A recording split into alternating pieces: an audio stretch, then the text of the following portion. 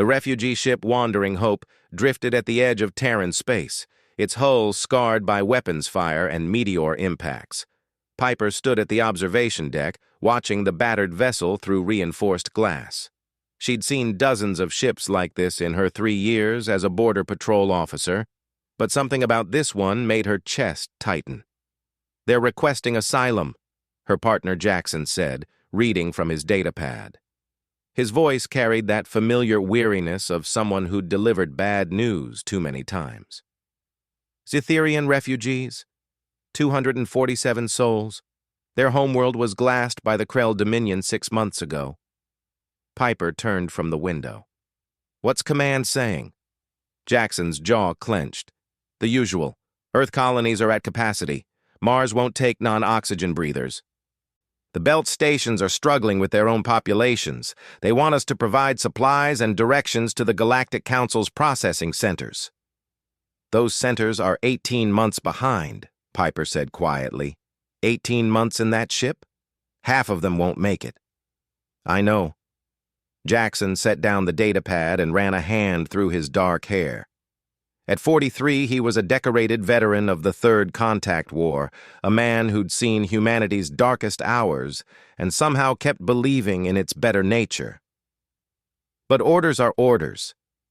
The comm system crackled. "Terran vessel, this is Captain Jexthal of the Wandering Hope." The universal translator struggled with the clicking, chittering language of the Zetherians. "We understand your government's position. We will accept whatever supplies you can spare and continue on.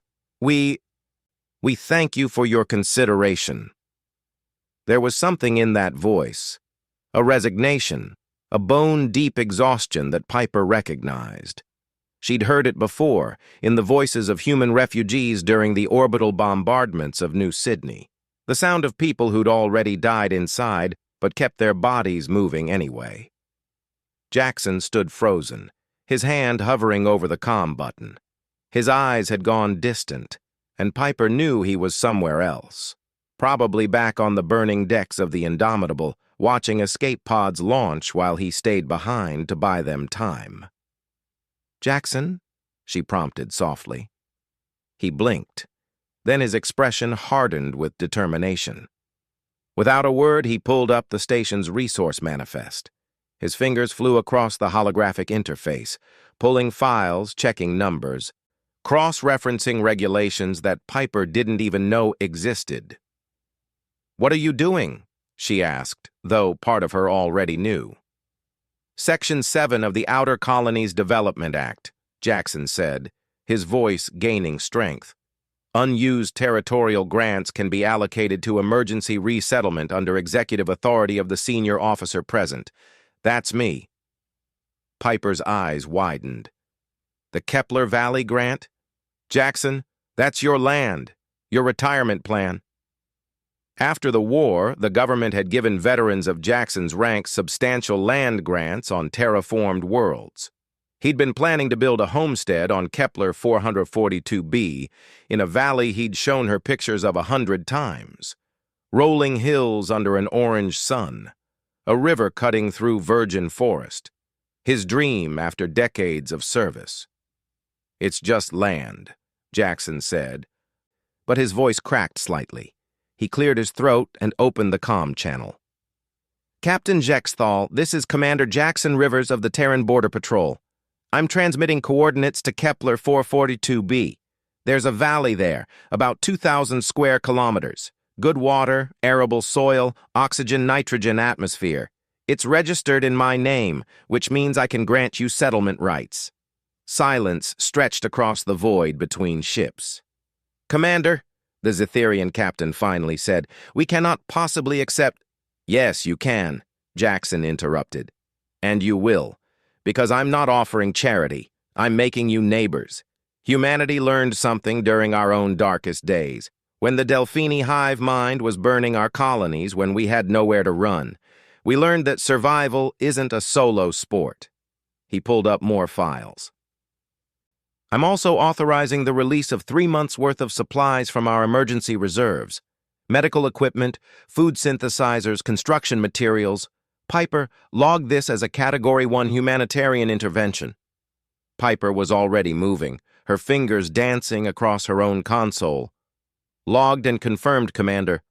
I'm also adding my personal savings to the supply authorization. They'll need seeds, livestock genetic samples, things Command won't cover. Jackson glanced at her, surprise and gratitude flickering across his weathered face. You don't have to. Neither did you, Piper said simply. But we're human. It's what we do. The Wandering Hope's captain spoke again, and this time the translator caught something that might have been the Zitherian equivalent of tears. Commander Rivers, Officer Piper, our species has traveled to 17 systems seeking refuge. Every government, every council, every supposed civilized species has turned us away. You're the first to say yes, the first to sacrifice for strangers. Not strangers, Jackson corrected gently. Like I said, neighbors. Welcome to Kepler Valley. When you're settled, I'll come visit. Make sure you're treating my river properly.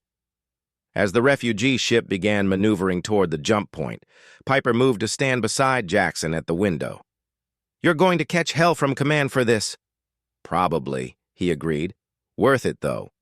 What will you do? That was your whole retirement plan. Jackson smiled, the first genuine smile Piper had seen from him in months. Guess I'll have to find a new valley somewhere. Maybe the Zitherians will let me build a small cabin in their settlement.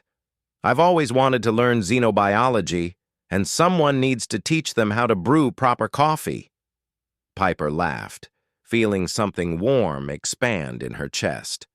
This was why she'd joined the Border Patrol, why she believed in humanity despite all evidence to the contrary. Because sometimes, when the universe said there was no room, humans made room anyway. Think the galaxy will ever figure us out? She asked. Jackson watched the Wandering Hope disappear into the shimmer of FTL transition, carrying 247 souls toward a new home. Probably not, he said. But that's okay. Let them keep underestimating human stubbornness.